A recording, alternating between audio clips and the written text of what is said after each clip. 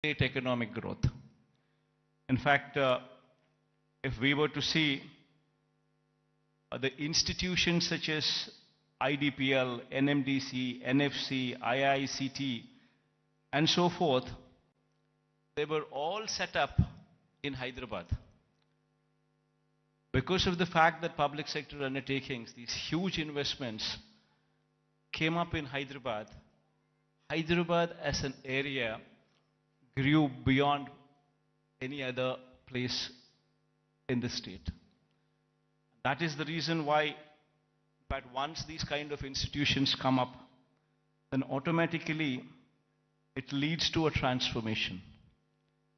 It leads to better salaried employees coming out of that location, coming out of that place, which in turn leads to a cyclic effect where better institutions would come up, overall economic growth takes place, and then the city starts moving and growing.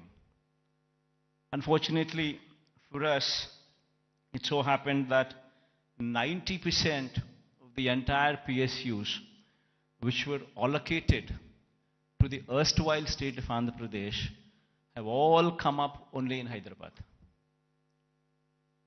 And because of that, Hyderabad grew at a much faster pace than any other place in the state. In fact, so much so that the services sector in Telangana, for instance, is now currently positioned at a 62.87%, the tertiary sector, whereas the national average is 55%. And in the tertiary sector, state of Andhra Pradesh, we stand at mere 40%. So the agriculture sector, what should be at 17% as a national average, we are at 35%. The services sector, which is the tertiary sector, which should have actually been at 55%, which is the national average, we are at 40%, whereas Telangana is at 62.87% of the state's GSDP comes from just the services sector, that is the tertiary sector, and predominantly from Hyderabad. So until and unless you have a similar kind of situation also boost the Andhra Pradesh's economy, we will never see the rise of the services sector. It's only the manufacturing sector that is, we are on par with the national average, which is 25%, which is the secondary sector. But there is a huge thrust that should be put in the tertiary sector, which should grow leaps and bounds, which is the services sector. And our dependence on agriculture gradually should come down, per se not meaning to say that the growth should come down. The growth in agriculture sector is per se not much. You do not see the kind of numbers what you see in the services sector. So it's very important for any particular state to grow. It's very important that the secondary sector, that is the services sector, that is the tertiary sector, should grow leaps and bounds. In fact, owing to this reason, the per capita income of Andhra Pradesh, if one were to compare with Telangana, is only 2,19,518. When compared to the figures of those in Telangana, you would see 3,12,398 for the year 2022-23. This is the per capita income. Predominantly it is coming from Hyderabad. The reason why I'm saying this is we would have to have a balanced growth. We would have to harness the strengths that we have. We have a huge, such is the proactive nature of the government.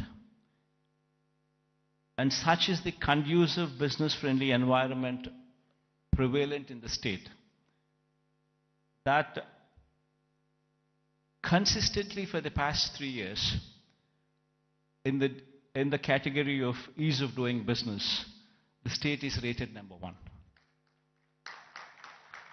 This is one major achievement that the state can boast about, trying to showcase that we per se are very friendly to very friendly to industrialists. Now, having said that, it has attracted almost 13 lakh crores in the Global Investors Summit, which we concluded last year. 352 MOUs were signed, with an employment potential of close to 6 lakhs. And at a brisk pace, these MOUs are being translated into reality. In fact, out of 352 MOUs that we have actually signed, in fact, 39% of these MOUs have actually translated into actual commissioning of the plants. So at a brisk pace, these things are happening. And we have also, the economy per se, if one were to look at it, just doesn't come with only the elite or the aloof or the big manufacturing sector alone coming up. It's got to be a mix of everything. In fact, so much so that I would say that the state government has implemented in these 5 years several welfare programs orienting them towards sustainable self-employment. In fact, every scheme of the state government, if one were to notice the schemes, especially the welfare schemes, one would be surprised to see what kind of a transformational bearing these schemes have. To begin with, everything is DBT, direct benefit transfer, where there's no middleman in between, where everything is transparent and there's no corruption there. Now, having said that, every scheme is hand-holding women. So much so that every scheme is translating. Say, for instance, I speak about Cheyuta as one particular scheme. The scheme actually narrates hand-holding women, the same particular woman, consistently for 4 years, every year giving 18,750 rupees for the same woman. So in 4 years' time, you actually handhold the same woman, giving every year 18,750 to the same women. While we are doing that, we ensured that there is a bank tie-up also coming into picture. We've also ensured that big companies, starting from Amul to ITC to Reliance to Procter & Gamble, to such kind of big companies also partnering with these women in sharing opportunities. Now, most of the employment cycle doesn't come from government employment. Government employment per se, before we had come in, probably we had 4 lakh jobs in government sector. And probably our government, being very proactive in actually providing for jobs, could actually create another 2 lakh jobs, which is actually very high. Before we had come in, we had 4 lakhs for decades.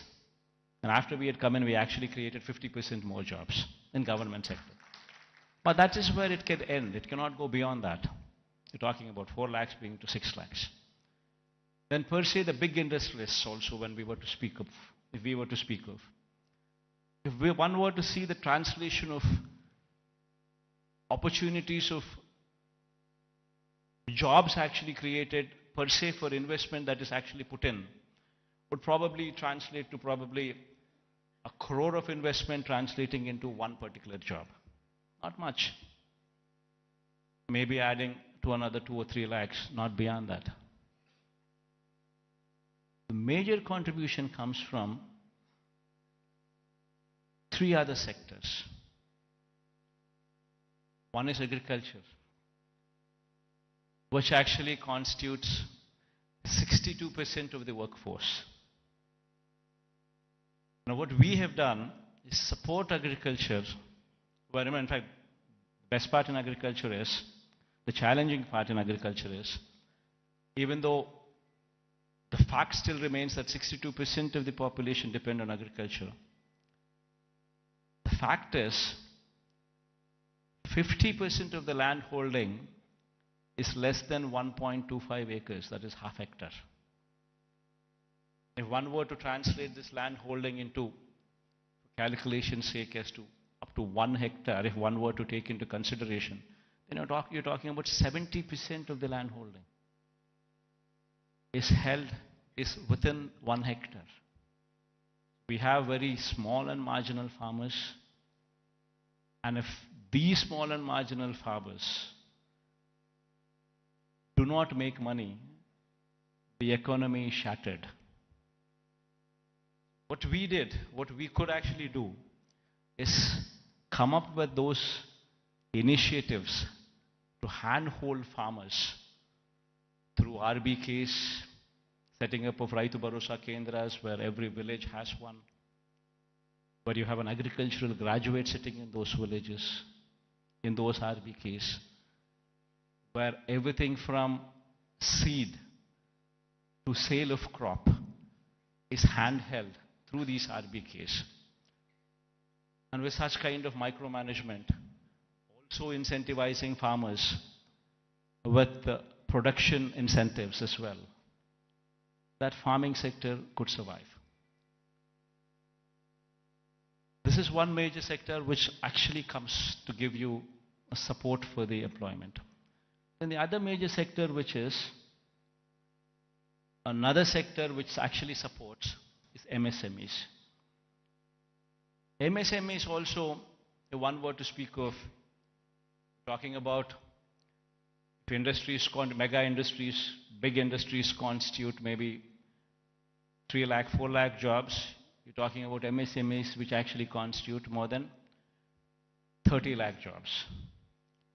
There per se, the employability rate is more. Every MSME is small, but yet employs more number of people when conversion ratio takes place from investment perspective. But these 30 lakhs, these 3 lakhs, these 4 lakhs, these are not the numbers. Dominantly self-employed sections. Self-employed sections constitute a primary more than 1.5 crore population, which actually should be doing well for the economy to do well. And through various schemes, various platforms, we've ensured that these self-employed sections are handheld, given support through various schemes. You know, before, I'll give you an example. Before we had come in, we were talking about self-help groups, which actually constitute more than 1 crore of women. Before we had come in, these self-help groups had an NPA and outstanding loans to the extent of 18%. Today, the same self-help groups, the outstanding loans and the NPAs, if one were to look at in this sector now, it is just 0.3%. And 1 crore of women livelihoods are dependent on that. Same word, if one were to see the same thing, every scheme like Vahana Mitra, which talks about self-employed sections who actually are driving the cabs, or actually driving the autos. If economy there fails, the entire state fails. We're talking about barbers, we're talking about so many such self-employed sections running into lakhs of lakhs, running into lakhs and together running into crores, which actually have been supported so as to render phenomenal growth rate. In fact, when we had come in 2018-19, our state was figuring probably the least among the states in growth rate, in GSDP growth rates. The last year numbers, if one were to say, we are figuring in top 5 states in the country. If GSDP growth rate were to be figured in. Similarly, every initiative that we've taken in supporting every sector, the MSMEs for instance, our state can boast about that we had ensured that timely MSME incentives were given even during the times of COVID. That actually protected the MSME sector, so much so that today the kind of growth that we have seen in MSE sectors was so unprecedented, never so happened in the state of Andhra Pradesh. In fact, the reasons have resulted in the state's manufacturing GVA, when viewed as a percentage of India's manufacturing GVA, increasing to 4% during 2019 to 24 from the corresponding figure of 2.9% during 2014 to 19. That was the previous regime. That is the kind of GVA contribution. State's manufacturing GVA when compared to a percentage of India's manufacturing GVA, if one were to compare. We're actually contributing 4% now versus in the previous regime, contributing to only 2.9% in those days. As I've said, the state's services sector contributes to only 40% of the state's GVA when compared to the national average of 55% and when compared to Telangana's state's average of 63%. Now, this is a position that was occasioned by the state's bifurcation that has deprived Andhra Pradesh of Hyderabad city and the economic benefits associated with it. Now, how do we bring about a change which would actually help boost the state's economy? Now, what do we do about Vizag? Now, how do we boost Vizag's growth story so that ultimately we come across a situation where at least 10 years down the line, starting today, at least we compete with Hyderabad or we compete with Bangalore or we compete with Chennai. So what exactly does Vision Vizag, Vision Visakha mean? Until and unless we think in those terms, until and unless we have passion for this particular place, for this particular city, this vision can never be visualized, can never be obtained, can never be realized. A lot of people, in fact, when I speak of these words, when I say the first thing what anybody should be doing is to come and stay here as a chief minister. If I were to say this, unfortunately we have an opposition in the state, and we also have a lot of vested interests and also a negative media with vested interests who support the opposition. I think many of you also are aware of it, that they make such a hue and cry that, in fact, that we shifting over to Vizag, they try to make an issue out of it, saying that somebody is coming to Vizag because they want to grab the lands here. They want to do that, they want to do that. And these kind of stories shamelessly are written, shamelessly are projected. And all for what? So they don't want the Chief Minister to come here. They go to the court cases are filed. All for what? They don't want Chief Ministers to come here. Now why?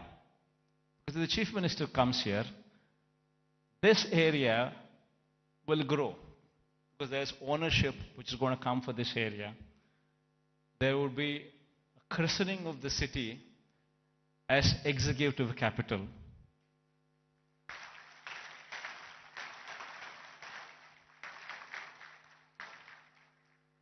So they don't want the Chief Minister to come here because they have vested interests elsewhere. They bought land before the capital could be announced elsewhere. Thousands of acres in private hands, Benami lands. And they're all scared. The moment this becomes the executive capital, the land rates there would further plunge. And because of this vested interest, today, Vizag has taken the beating. So going forward, I'm here to assure everybody here that there would be changes. Because this is inevitable. If one were to compete with Hyderabad, compete with Chennai, compete with Bangalore, it's very important that Vizag becomes the economic growth engine.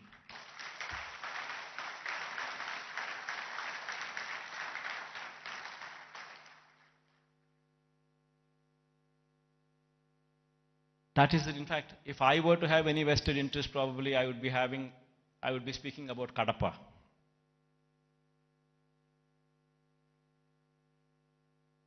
See, for me, the state is ours, to everyone here. And one in my place should think in terms of what is good for the next generation. How would we want our children to be positioned? How are the state's revenues going to be? Where is the growth going to come from? And how exactly can we boost these revenues to support the growth of Andhra Pradesh? If we do not think like this in terms of growth for Vizag, then who would think? If the vision of the leader is wrong, if the vision of the leader is negative, then Vizag will not grow. Today, unfortunately, only person standing for Visakhapatnam as executive capital is only me.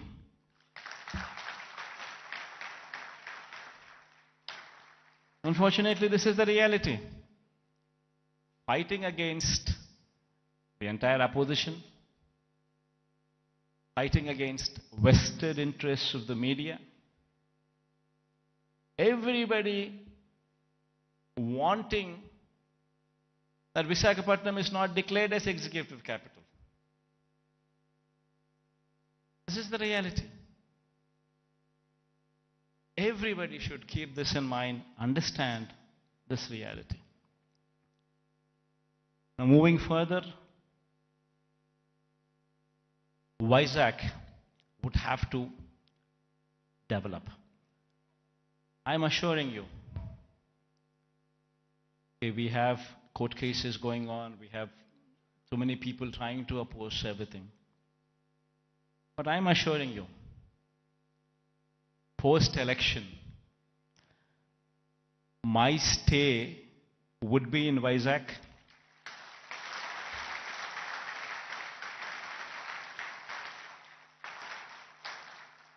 In fact, my swearing-in ceremony also would be in Vizag.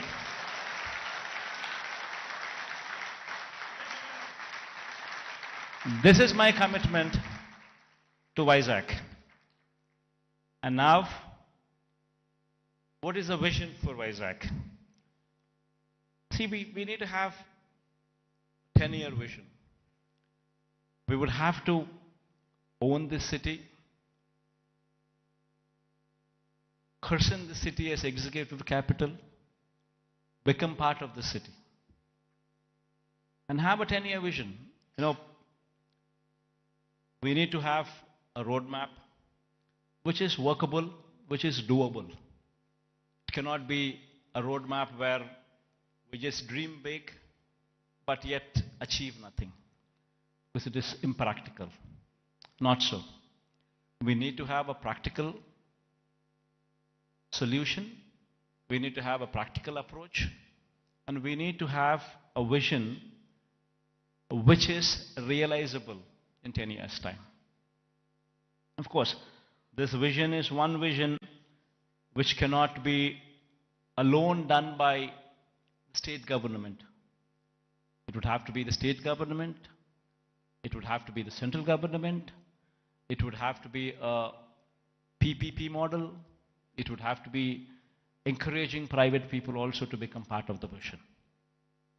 All these people become part of this vision, only then we can realize Vizag is the next competitor in a decade's time to Hyderabad, Bangalore or Chennai.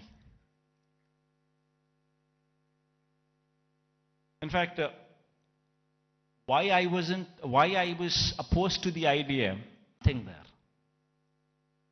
And according to them, just to provide for the basic infrastructure, that is these roads, the water, electricity, and these kind of basic infrastructure alone, according to their own calculations, with the DPR that they have produced, costs almost 2 crores per acre, which is on a 50,000 acres of barren land. If one were to just lay these basic infrastructure requirements put in place, we're talking about 1 lakh investments, 1 lakh crores of money, which would have to be put in before any buildings could come up, or before we could talk about anything else other than the basic roads or the basic electricity or the basic water or the basic stuff. Now per se, does anybody have 1 lakh crores to be pumped in? And if this 1 lakh crores were to be pumped in today, it's going to cost 1 lakh crores.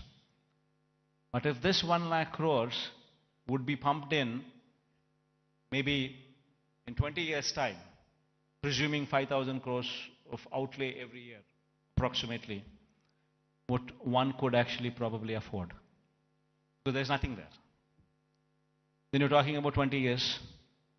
Then in 20 years' time, 1 lakh crore probably would become 7, 8 lakhs or 10 lakh crores.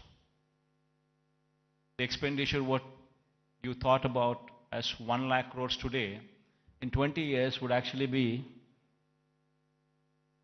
10 lakhs, 15 lakhs. Probably the net present value calculations of probably 1 lakh crores 20 years down the line would probably be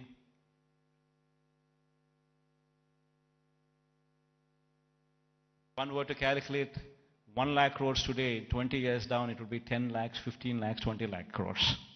And which is going to be a dream chasing. You would never be anywhere. That is the reason why I say I'm nothing against it. It's only something that we can't do it. Whereas here in Vizag, we have a place which already has this basic infrastructure put in place. We already have roads. We already have good roads. We already have electricity, good electricity. We have good water connections. We have good everything. Basic infrastructure is already put in place. So all what we need to do is give in that finishing touches. Just give it a little bit of finishing touches, and it would transform into something much, much, much bigger. And what are those finishing touches that we need to give? An iconic secretariat. The moment we shift here and christen it as executive capital, you obviously would have the entire employees also come and station here, for which a secretariat building. Why construct an ordinary secretariat building? Construct something iconic, which would stand out, which would attract the entire country to see. An iconic secretariat, an iconic convention center. People talk about one of Geo Convention Center. The latest, the biggest, the best. These are the names that they give. Here we have something like that. Not much of a cost. Why can't we have one here so that the entire world, entire country looks up? Iconic stadium. There's one in Ahmedabad. Investment is probably 800 crores, 1,000 crores. Not much of an investment. But the entire country talks about it. Entire country talks about that stadium. And whensoever a match is played between the countries, that stadium is glorified. It is spoken about by the entire country. Entire world sees that stadium. All these that I speak about are iconic. All these, if they were to be commissioned, would actually pitch Vizag on the global scale, would draw eyeballs not only of the country, but the whole world to actually look at Vizag.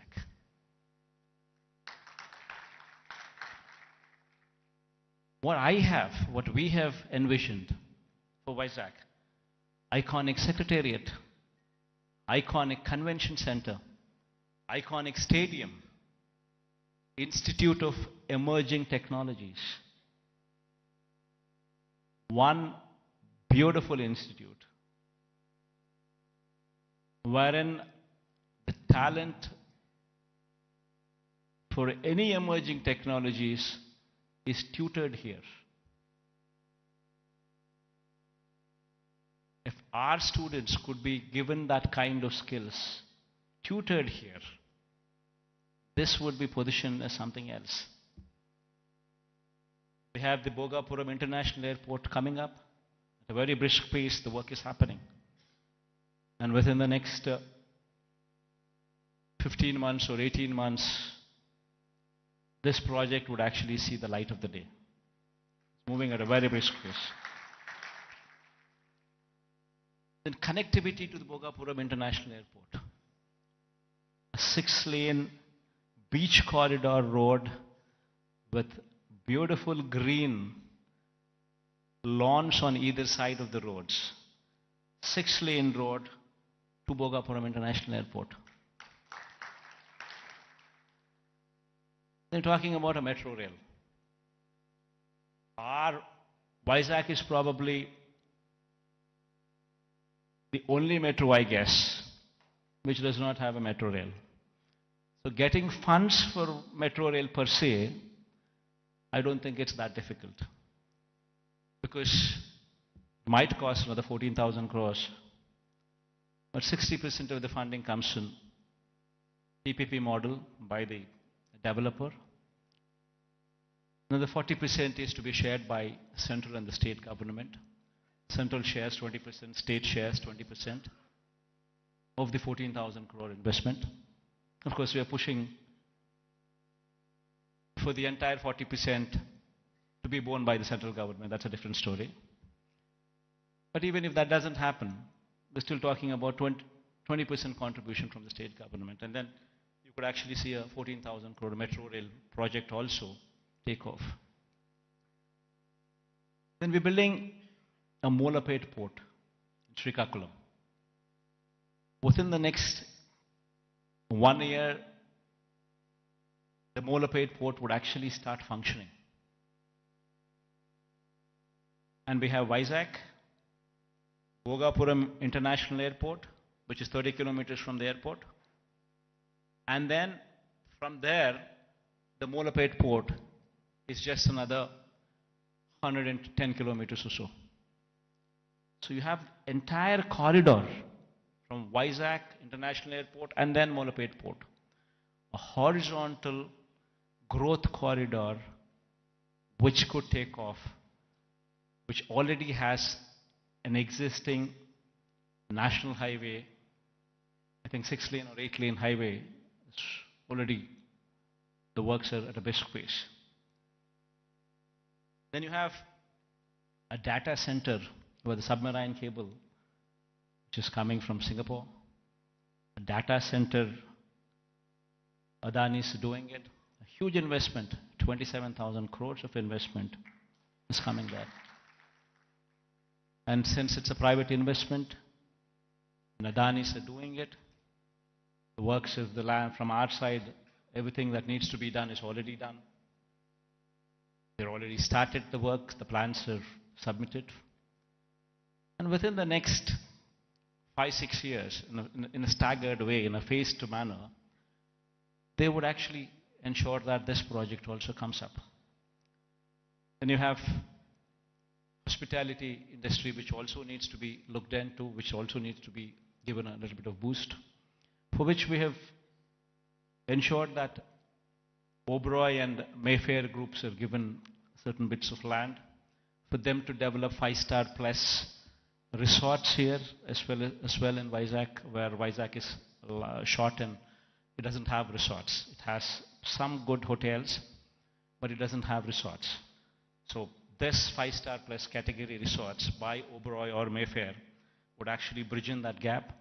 The land has already been given to these private people and they're already on the verge of starting the construction. And within the next 2 years or so, you would actually start them. You would actually see them commissioned. Then NTPC Green Hydrogen Project. This is also around about 30,000 crore investment of NTPC. This project, fortunately, yesterday, Prime Minister virtually laid the foundation stone. So this is also going to be a reality. So all these that I just spoke about, they're not things that cannot be achieved. All these things can be realizable. Within the next 10 years, in a staggered manner, we would see all these things coming up. Because all these things that I spoke about are not big. Something which is unimaginable. No, not so. All these things are realizable because they're not something, they do not pose those numbers which would actually say they are not realizable. And there is, of course, one aspiration what I'm trying to negotiate with the Prime Minister also. This thing goes well, we would have this as well. A high-speed rail corridor from Hyderabad to Vizag, passing through Vijayawada.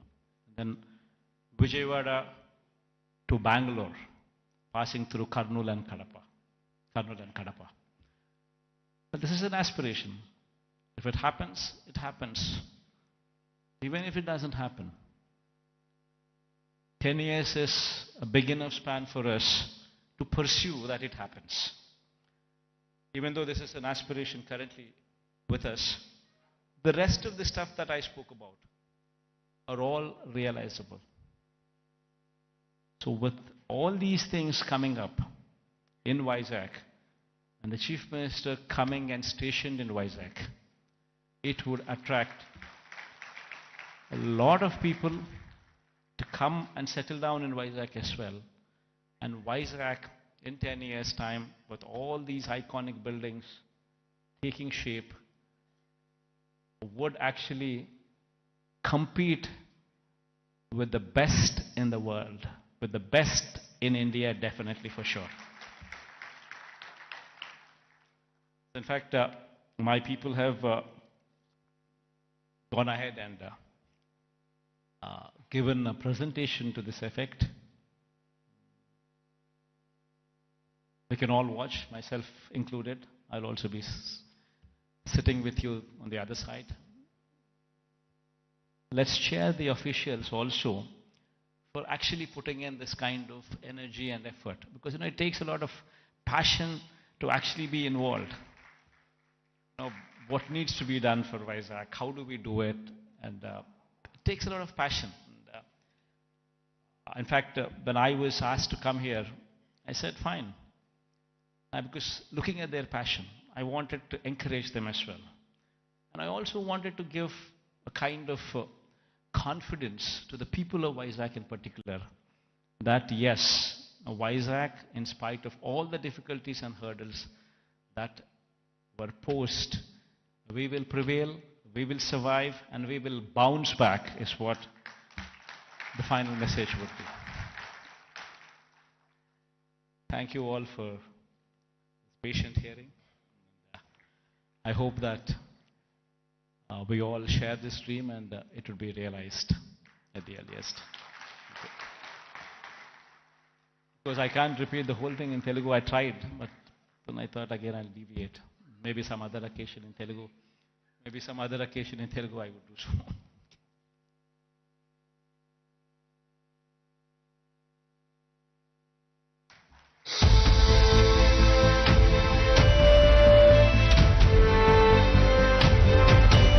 Thank you very much to the Honorable Chief Minister for that really confidence-inducing talk about his vision for Visakhapatnam and thereby the development of Andhra Pradesh.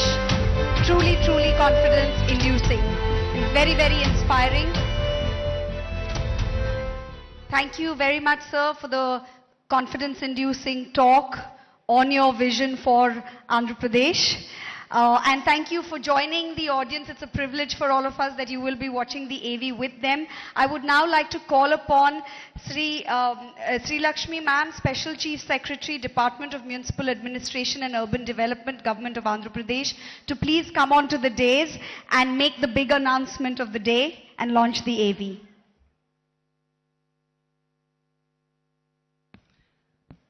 I thank the Honorable CM for his brilliant address on his vision for the development of Andhra Pradesh and Visakhapatnam. As part of the development roadmap of the state, we now present the development plan for the next 5 years for Visakhapatnam and its hinterland in the form of a magnificent film titled Vision Visakha. The film encapsulates the plans for the development of Visakhapatnam by the government by partnering with the private sector, by facilitating the private sector to grow, and also by taking up various schemes by the government. Honorable Chief Minister and august members of the audience, I now present to you Vision Visakha.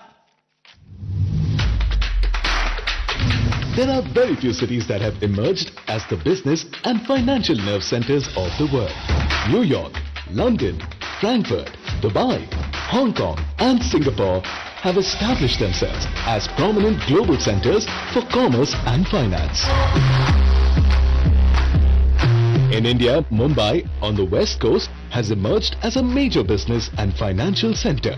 However, its rise has now been constrained by overpopulation, lack of ease in doing business, infra-congestion and limitations in real estate.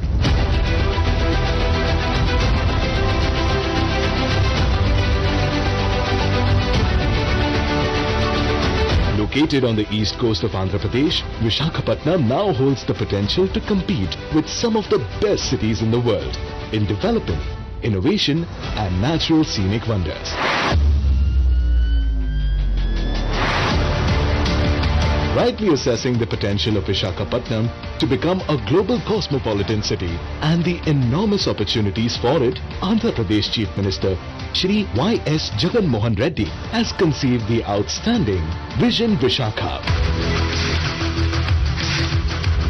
Vision Visakha aims to support Visakhapatnam as a home for high-positive environment, sustainability and natural scenic environment, sustainability and natural scenic beauty to go on to become a leading financial new South Coast Railway Zone and freight corridor from Sontiam to Simhachalam that will be undertaken at a cost of 196 crores, 14,000 to develop Visakhapatnam. ITES crores are allocated for the development of stormwater drains in the city. As far as livability and social infrastructure is concerned, 100 parks will be taken up with 50 crores for the recreation and health of the citizens.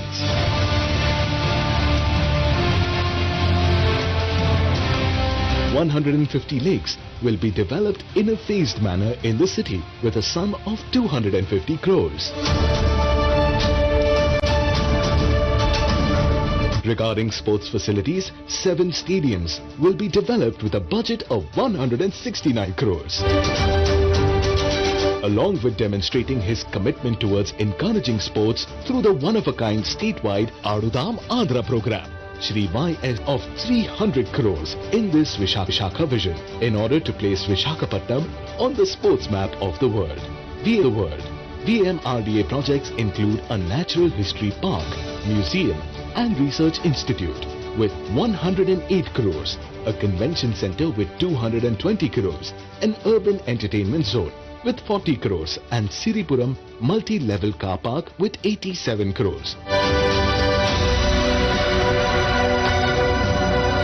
About 150,000 houses worth 4,039 crores are being constructed through Jagan colonies and Tidco houses for the construction of affordable houses for the common citizens.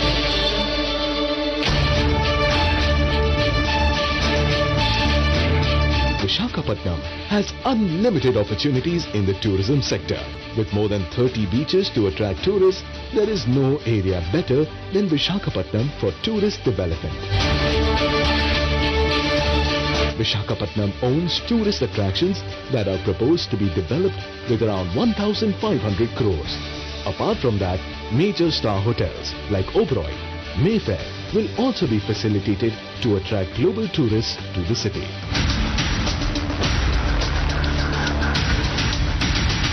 Shri Y.S. Jagan Mohan Reddy also proposed the establishment of a global convention center worth 500 crores and several malls such as Inorbit Mall worth 750 crores.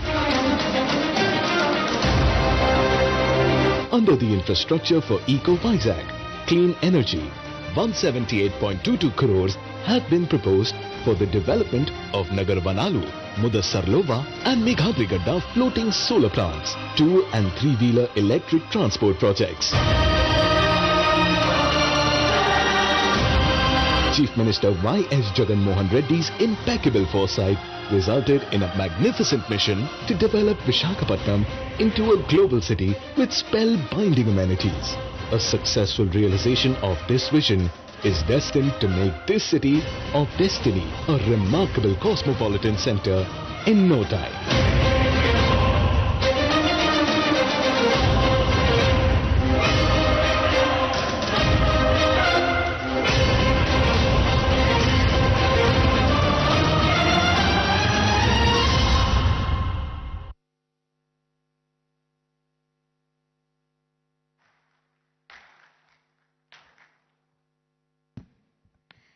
That was a comprehensive roadmap presented to you, taking into consideration connectivity, livability, social infrastructure, urban planning, industrial growth, sustainability and climate resilience.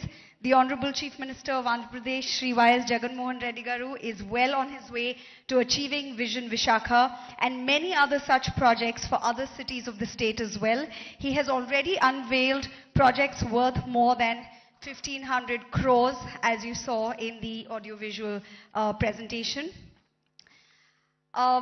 To serve as an illustrious reminder of this bold and ambitious vision Visakha, the government of Andhra Pradesh has curated a coffee table book. To release this coffee table book, I request the Honorable CM, Shri Y.S. Jagan Mohan Reddy Garu, and respected ministers and other dignitaries to please come onto the dais to release the book.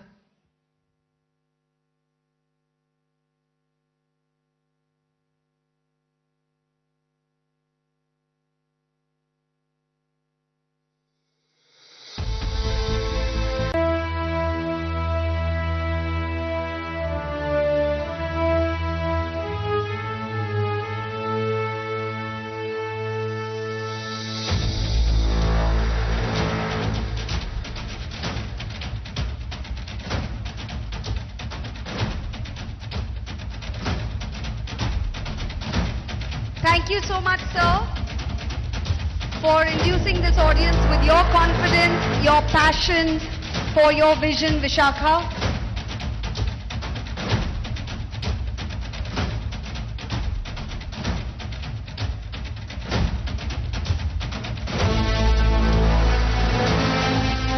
That's going to be the iconic secretariat.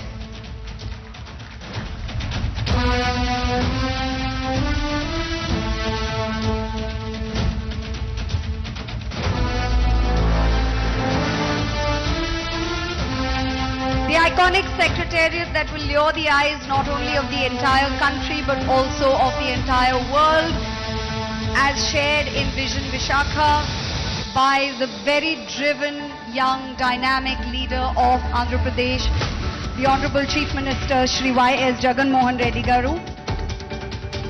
I would also like to thank Shri Budimuttiala Naidu Garu, Deputy Chief Minister of Andhra Pradesh, Shri Gudivada Amarnath Garu, Honorable Minister of IT and Industries, Srimati Vedadala Rajani Garu, Honorable Minister of Health and Family Welfare District in charge, Shri Adimulapu Suresh Garu, Honorable MAUD Minister, Shri Y.V. Subba Reddy Garu, Honorable MP of Rajya Sabha, Shri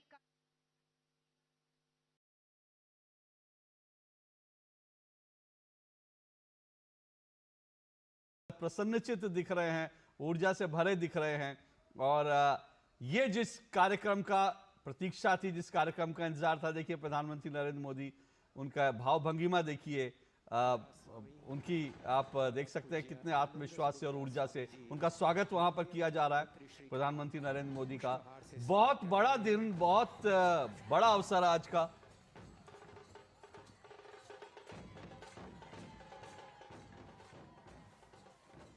मंदिर के इस प्राण प्रतिष्ठा महोत्सव का नामाभिधान festival of harmony यानी कि संवादिता का महोत्सव रखा गया है। उसको सार्थक करे ऐसा एक निदर्शन अभी हम यहाँ देख रहे हैं। भारत के विभिन्न 10 राज्यों के परंपरागत परिवेश में सज्ज प्रजावर्ग माननीय प्रधानमंत्री श्री का स्वागत कर रहा है। दक्षिण भारत का प्रतिनिधित्व करता हुआ तमिलनाडु, केरल और आंध्र प्रदेश का प्रजावर्ग यहाँ उपस्थित है। तो यहाँ उत्तर भारत का प्रतिनिधित्व करते हुए पंजाब, राजस्थान आदि राज्यों के परंपरागत परिवेश में सज्ज जनता उपस्थित है। पश्चिम भारत का प्रतिनिधित्व करते हुए यहाँ गुजरात और महाराष्ट्र के परंपरागत परिवेश में सज्ज दर्शक समुदाय प्रधानमंत्री श्री का स्वागत कर रहा है। तो पूर्व भारत का प्रतिनिधित्व करते हुए ओडिशा और पश्चिम बंगाल का परंपरागत परिवेश में सज्ज प्रजावर्ग माननीय प्रधानमंत्री श्री का स्वागत कर रहा है। चित्रपट पर भी इन राज्यों की भाषा में लिखा गया स्वागतम शब्द दृष्टिगोचर होता है।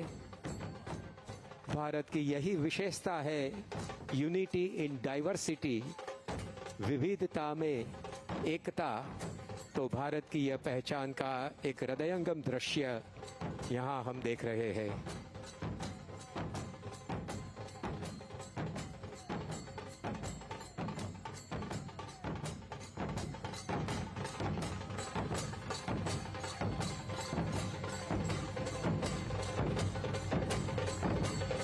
मुद्रा में माननीय प्रधानमंत्री श्री सभी का अभिवादन स्वीकार रहे हैं।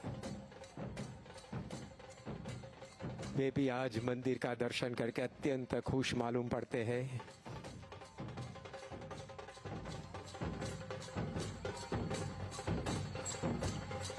और अब माननीय प्रधानमंत्री श्री मोदी जी स्वागत कक्ष से मंदिर परिसर में प्रवेश कर रहे हैं।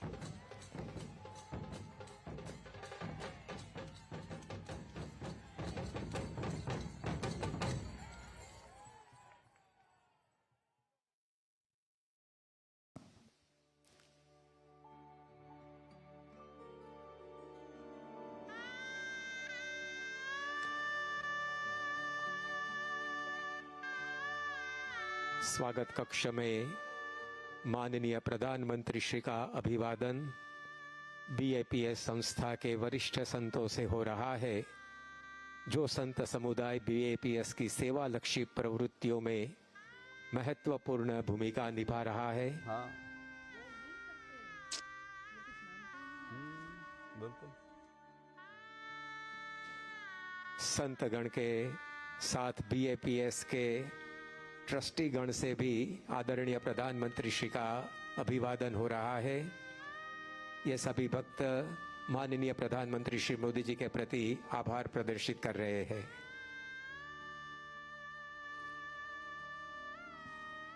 What you see before you is known as the Wall of Harmony.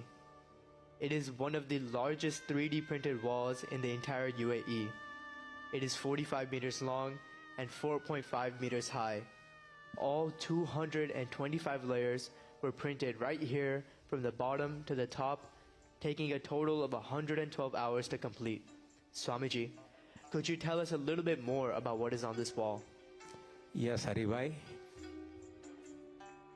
जो वॉल ऑफ हार्मनी यानी कि संवादिता की दीवार को हम देख रहे हैं, जैसे यह अबू धाबी का बीएपीएस हिंदू मंदिर संवादिता का सीमा चिन्ह है, तो उसकी इस विशेषता का ही प्रतिबिंब यह वॉल ऑफ हार्मनी पर झिलमिला रहा है।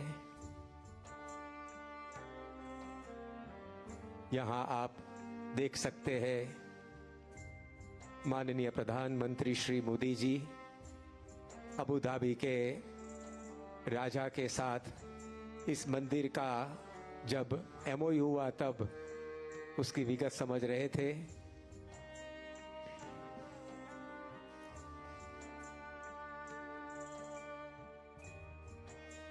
इस दीवार पर विश्व के प्रसिद्ध 26 सीमा चिन्ह रूप स्मारक की रचना हुई है, जिसमें फ्रांस का एफिल टावर, अमेरिका का स्टैच्यू ऑफ लिबर्टी, भारत का स्टैच्यू ऑफ यूनिटी, रोबिन्सविल का अक्षरधाम और यहाँ यूनाइटेड अरब अमीरात्स के भी सीमा चिन्ह रूप स्मारक इस दीवार पर खड़े हैं, जो पूरा विश्व एक है वो बता रहा है। Yes, Sami, and I think the beauty of this wall goes beyond its physical features. This wall here has brought the entire world together. At this very moment, Prime Minister Modi is meeting the individuals from various faiths who have brought this message of harmony to life. And as you mentioned, normally walls divide, but here, this wall of harmony is bringing communities, cultures, and nations closer together.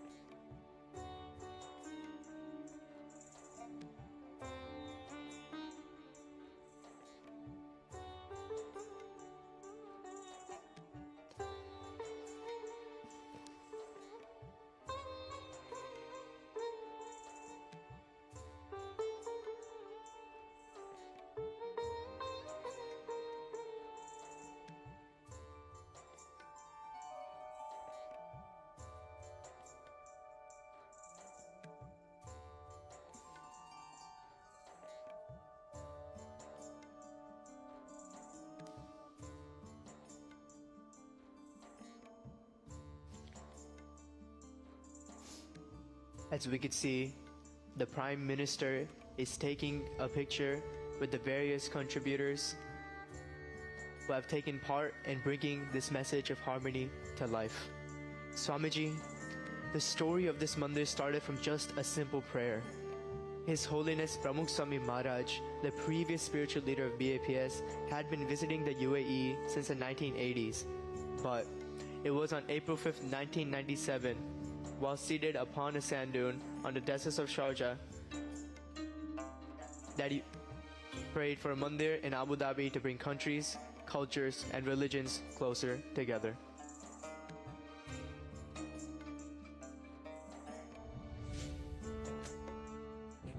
ધર્મ લોકોમાં ભાવના થાય અને ખૂબ કટી રીતે માણસો સુખી બને અને દરેકના ધર્મ ભાવના ખૂબ વધે એકબીજા પ્રત્યેનો પ્રેમ રહે દરેક દેશના એનો પૂરું કરવું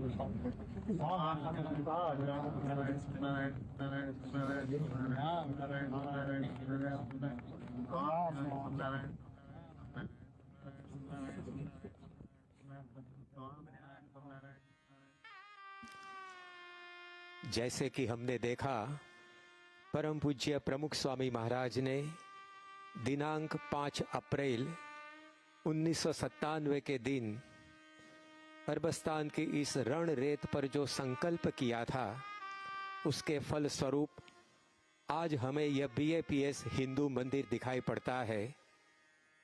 परम पूज्य प्रमुख स्वामी महाराज ने इस मंदिर की संरचना का जो संकल्प किया था वो बालू के टीले पर किया था। तो इस मंदिर की रचना भी इस प्रकार से हुई है कि मानो रण रेत के कूट पर यह मंदिर खड़ा न हो। यहाँ अब BAPS संस्था के अंतर्राष्ट्रीय संयोजक पूज्य ईश्वर चरण दास स्वामी जी माननीय प्रधानमंत्री श्री का स्वागत सत्कार कर रहे हैं। विश्व के समस्त भक्तगण की ओर से ये स्वागत स्वामी ईश्वर चरण दास जी ने किया।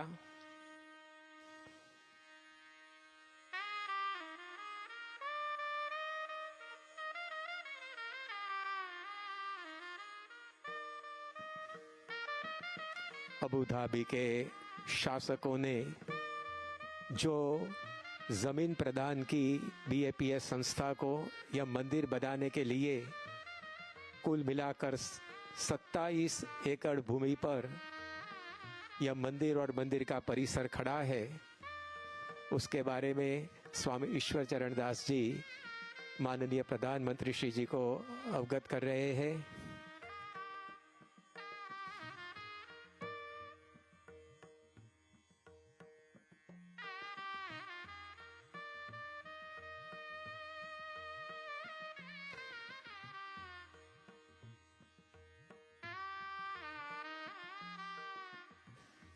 यहाँ से माननीय प्रधानमंत्री श्री मंदिर परिसर का अवलोकन कर रहे हैं। अबू धाबी के शासकों की उदारता और उनके जीवन में पनपी संवादिता की भावना, उसके कारण 27 एकड़ की ये जमीन BAPS संस्था को उन्होंने प्रदान की, जिस पर यह मंदिर खड़ा है।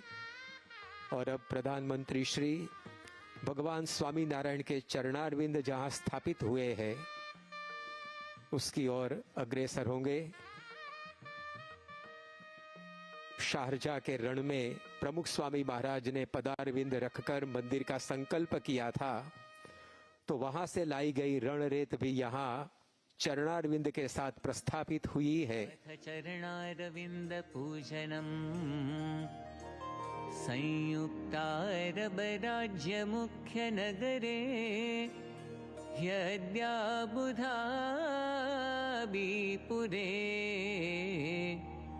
विश्वैकत्व प्रतीक मंदिरमिदं संवादिता शांतिदम् अर्चित्वा चरणारविन्दयुगलम् मोदी नरेन्द्रा इह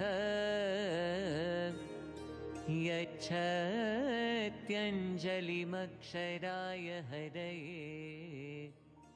स्वामी प्रमोद एक समय जो असंभव सा लगता था वह मंदिर परम पूज्य प्रमुख स्वामी महाराज ने की प्रार्थना से आज साकार हो चुका है। तो यहाँ एक प्रार्थना स्थली का भी निर्माण हुआ है जहां आकर यात्री अपनी प्रार्थना रख सकता है। जो कार्य हमें हमारे जीवन में असंभव सा लगता है उसको सिद्ध करने की प्रार्थना यहाँ करने से वो कार्य हम जीवन में सिद्ध कर सकेंगे। ऐसी भावना से यह प्रार्थना स्थल का निर्माण हुआ है। वहाँ प्रधानमंत्री श्री भी अपनी प्रार्थना रखेंगे।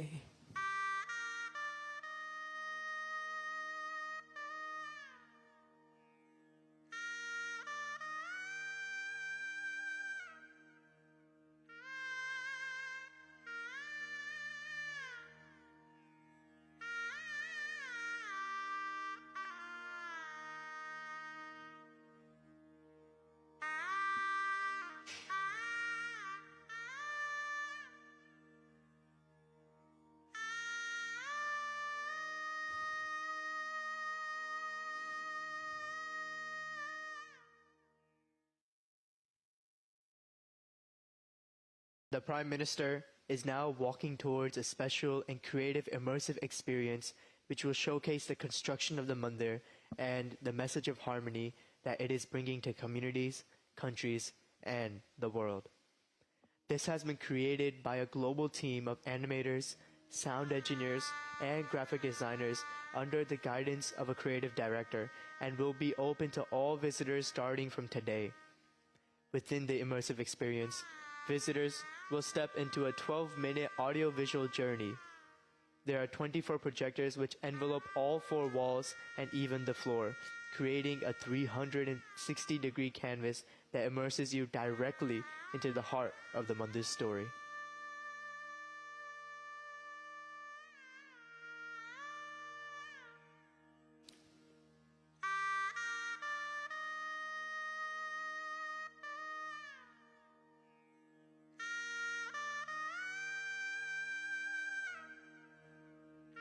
This immersive experience will highlight the beauty of the mandir and the revival of 10,000 years of ancient art that this mandir expresses.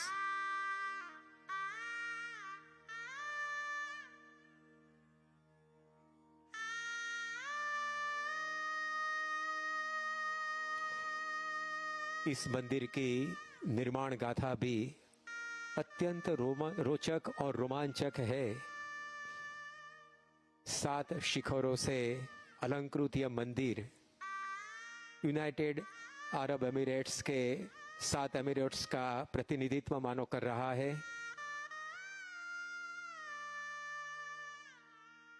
बेनमून कला के साथ We could see the Prime Minister has now been seated inside the immersive experience and will experience the 12-minute audio and visual journey through the mandir's creation and through the mandir's completion.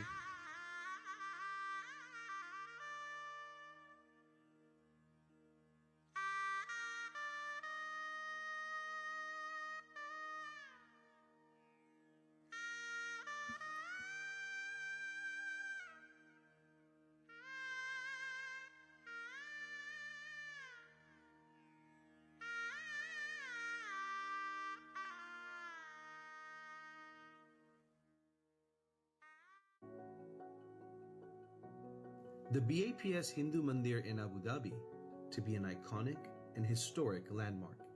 The mandir has countless stories to tell, is a task in and of itself, and its story begins with a gift of land. The story of the land in itself is incredible.